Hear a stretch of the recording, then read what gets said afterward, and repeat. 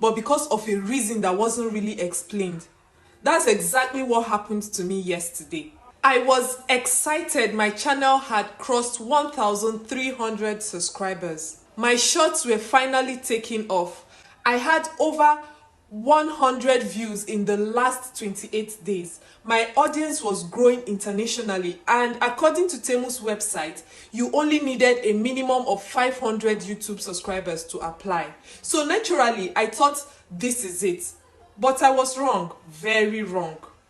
If you've been following my channel, you know this journey hasn't been easy. There were days when I uploaded videos and barely anyone watched.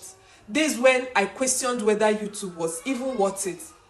I would spend hours editing, creating thumbnails, researching ideas, only for a video to get a few hundred views. But I kept showing up anyways, every single day, because I believed consistency would eventually pay off. Then something changed. One shot performed very well, then another, then another.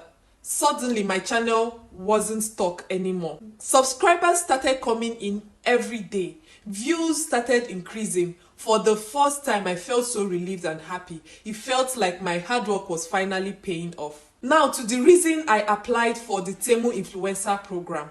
When I saw my channel growing, I started looking for creator opportunities, affiliate programs, brand partnerships, ways to turn my growing audience into income. That's when I found the Temu influencer program. I checked their website. The minimum requirement was 500 YouTube subscribers, and I had over 1,300 subscribers. So I thought, well, perfect. I connected my YouTube channel, authorized my account, then I waited. I wasn't expecting any instant approval, but I definitely wasn't expecting what happened next. Now to the rejection story. When the results came, I opened the website and then to my profile page. With excitement, instead, I saw these words, "Review failed." My heart sunk. And what was the reason? Content exposure and engagement don't meet the requirements. I stared at the screen. Wait, what? Like how? How is this possible? I had over 90,000 views. My videos are getting shared. People were subscribing to my channel every single day. What exactly didn't meet the requirements? I kept asking myself. That's what frustrated me the most. Not the rejection itself, it was the lack of clarity. Temu, if the requirement is higher than 500 subscribers, just tell creators. If there's something more you require, then tell the creators so that we'll know whether to apply for, whether to hope for anything. If you require a certain number of monthly views, then tell creators, state it there in your requirements.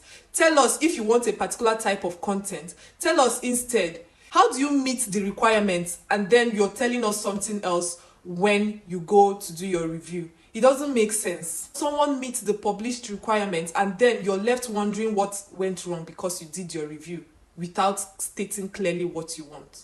Well, when I found this out, I went to do my investigation. I decided to dig deeper. I opened my YouTube studio. Here's what I found. Over 87,000 views in just last week and more than 1,300 subscribers. I have thousands of likes, hundreds of comments. My biggest audience, they came from the United States, Kenya, Canada, Australia, Italy, and many more. Looking at those numbers, I honestly expected a different result, but here is something important.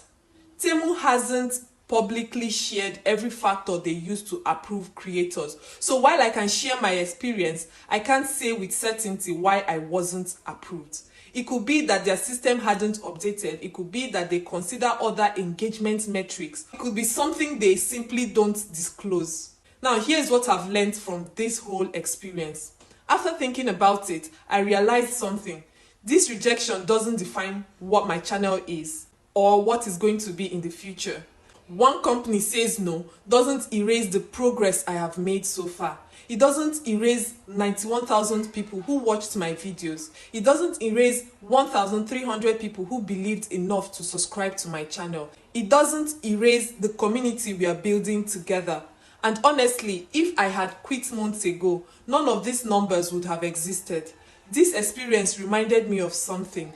Sometimes you're closer than you think to your breakthrough. Not every door opens immediately. Sometimes you simply keep growing until that door becomes impossible to ignore. Here is my message to creators.